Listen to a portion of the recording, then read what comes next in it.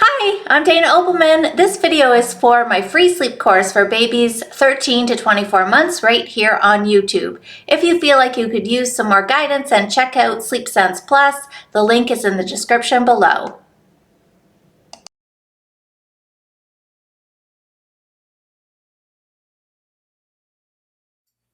Welcome back. Today I want to share with you the number one reason why your child isn't sleeping well, and that is because he or she has a sleep prop. You might have heard that word before if you've done any kind of research already into why your baby's not sleeping well. We all, us sleep experts, use the word sleep prop all over the place. So let me tell you a little bit more about what a sleep prop is and why it's problematic. I first want you to think about your own sleep. When you get yourself ready for bed every night, you probably find that you do it in the same order every single night. You have a little bedtime routine that you do. You wash your face, you brush your teeth, you get your pajamas on, and you tend to do this in the same order every night without even really thinking about it. That's your routine. That's an important piece of the process because it cues your body and brain and lets you know that sleep time is coming. We're transitioning from day into night. It's a little bit of a preparation period. Then when you climb into bed, you will most likely notice now that you have some strategies that you've collected along the way that help you make the journey into sleep easier. Most people have the same side of the bed, right? You sleep on the same side of the bed, whether you're at home or in a hotel, you've got a side. You probably have a pillow that's very special to you. Perhaps you need water on the bedside table, you need your earplugs on standby, maybe need the window open just so. All of these little things are your strategies for sleep. Without them, you're going to feel a little anxiety. And you might start telling yourself stories about how you'll never be able to sleep without them.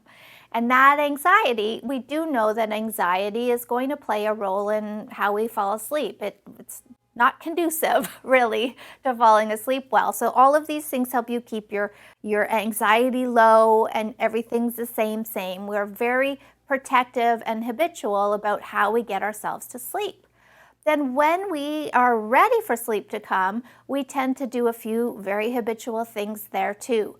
We might start off relaxing on our backs, thinking about our day until we feel calm and ready for sleep to come. And then we usually turn into our favorite sleeping position, whatever that is, and that finishes off the job for us.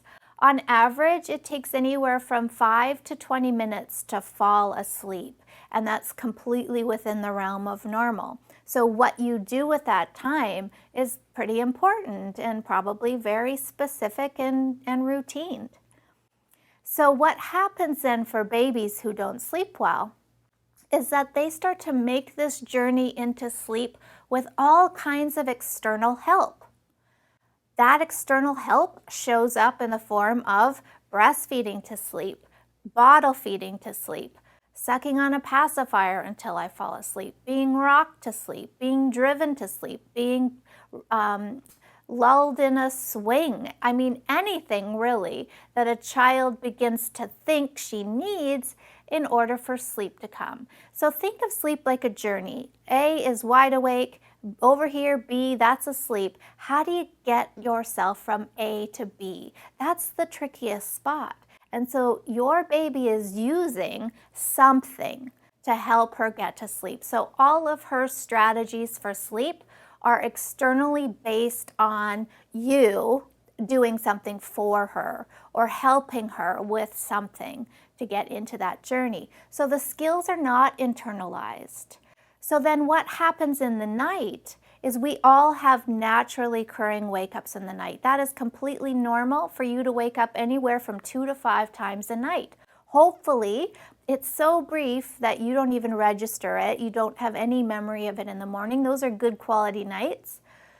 And some nights maybe you do actually wake up and go to the bathroom or drink water, and those are a bit more fragmented. But a baby will have a naturally occurring wake up somewhere in the night.